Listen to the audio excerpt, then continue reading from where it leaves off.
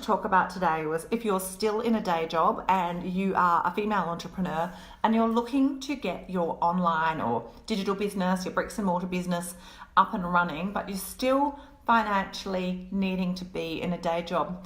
I want to just talk a little bit about the mindset with that, because I've been there. In fact, till sort of like 8 or 9 months ago, I was still consulting. Okay, sort of part-time still consulting, but I know a lot of you guys feel like you just can't wait to get out of the corporate job. You can't wait to get out of there, just get the heck out of there, make your big escape, and really just get started, like just bring that income in. But it's, what I want to say to you is that your attitude during this period of transition is critical. Absolutely, absolutely critical. Your attitude is critical because couple of things. I felt the same way. I couldn't wait to hightail it out of my consulting gig that I had 3 or 4 days a week, but it was essentially a really important part of getting to where I am now. So let me share with you. If you're desperate to get out and you're feeling that the job is dragging you down, it's a toxic environment, a couple of things I want you to remember. See your day job. Now, if it's super, super toxic, we're going to have a different discussion, but see it as a business loan. See your day job as simply a loan, a money loan, a monetary loan that you're exchanging for energy to get you where you want to go, right? Does that make sense? If you begin to see it as a business loan, particularly if you're in startup phase, this is going to help retain your sanity, okay? See it, and just when you start to get into a place of gratitude and thankfulness that you have this business loan, you become less attached. Now, the second part to that is that it's really important that you start to prepare for an end date.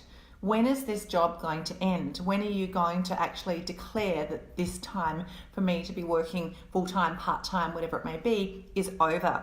You need to put a deadline in, right? Now, whether you achieve that to the day and the second, the minute is up to the universe. There's going to be a whole lot of other factors that come into that, but you must set a time. If you leave it open, no wonder you're going to feel depressed and pissed off and uninspired.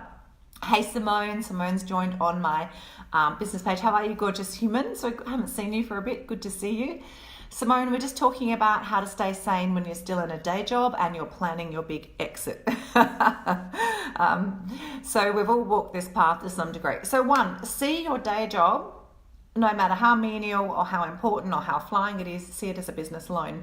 And when you get into a space of gratitude and thankfulness for the fact that your employer is essentially providing you with a business loan to fund your startup, to fund your Facebook page, to fund your website. Hey, Deb. Hello, beautiful Deb. Beautiful, beautiful human up there in Queensland. Hello. It's really important that you just understand and get into a space of gratitude, okay? So it also means that you then start to step back psychologically and emotionally from your job. So you guys, if you're in that process of transition, you've started your online business, you're not yet making a fuck ton of money, and you're not just in a position where you can financially step out of it. It's a lot of work. This is your attitude is going to be key. You've got a business loan through your day job. You need to start practicing that visualization of what's going to happen when you get out of that day job. Practice that feeling, visualize that moment that you actually resign and leave, how you're going to feel, not just on a flat vision board, but actually really feel it and step into that space. So the second thing is to really find something every day that you are goddamn grateful for that job is giving you. Keep your contribution levels up. Put that pink bubble around yourself if you've got the toxic assholes there. You choose to allow them to be assholes, right? Let me tell you this. I've worked in global corporate leadership positions and worked with some of the biggest assholes you can imagine, run on ego, corporate psychopaths. But do you know what? I was always the last woman standing, and I don't wear that as a badge of honor anymore. But what I would say is you choose to process your response. You choose how you respond to those corporate loonies, right? If you choose to allow it to impact you and affect you and the atmosphere affect you, you need to do some more inner work. You need to learn how to step away and not be emotionally involved. If you know that there's an end date to this job, you can let it go. And you just go, it is what it is, it is what it is, let it go, it's not my problem. Put your energy into staying high vibe so you can build that business like crazy on the side so you can make an exit. Hey Cheryl, lovely to see you. Do you like my decorations? I also want to talk about this, particularly if you're going into business and you're desperate to get out of the day job. What can you learn? So I'm going to ask you this again. What can you learn from the day job that you can then create some storytelling from?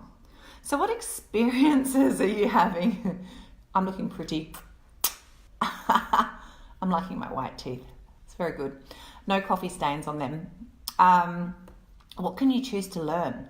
Because let's face it, if you're going into an online business or even a bricks and mortar, you're going to have to learn the art of storytelling.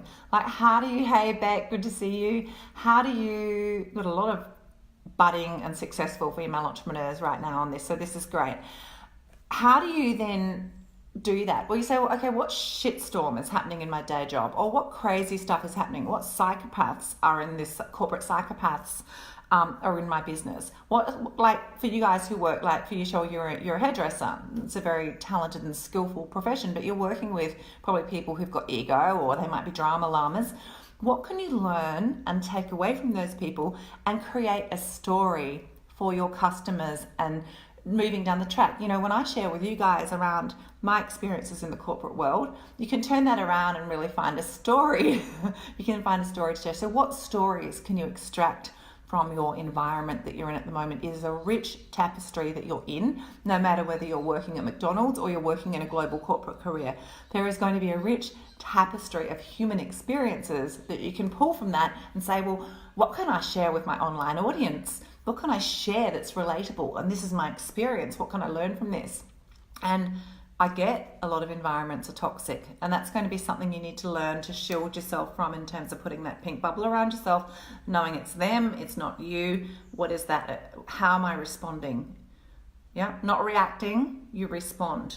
Event plus response equals outcome. I want you to get this into your head. E plus R equals O.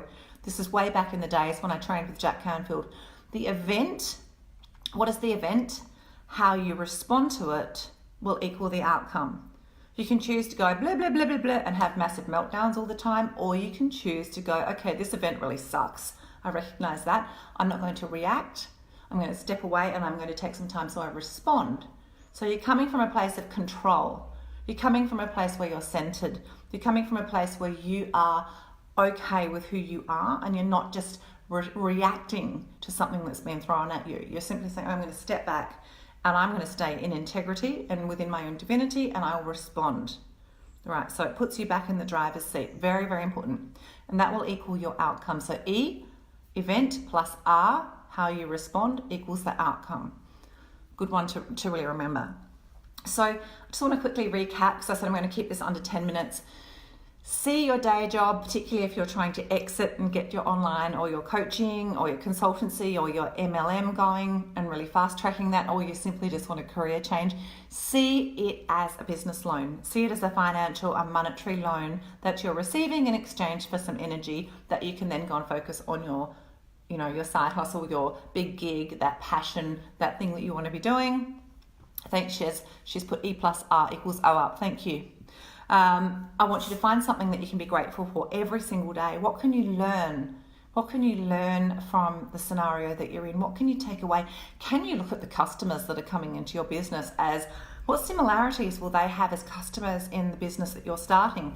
What problems do they have that you could, if you're a coach and you want to go full-time in your coaching business, if you're working with women or men, what are the women or men in your business, in your day job, what are they struggling with that you could really start to identify and work out some solutions? Use it as an opportunity to ask questions. Use it as an opportunity to survey your potential clients, find out what's bothering them, how you can help them, all the things that you could potentially then sell to them down the track.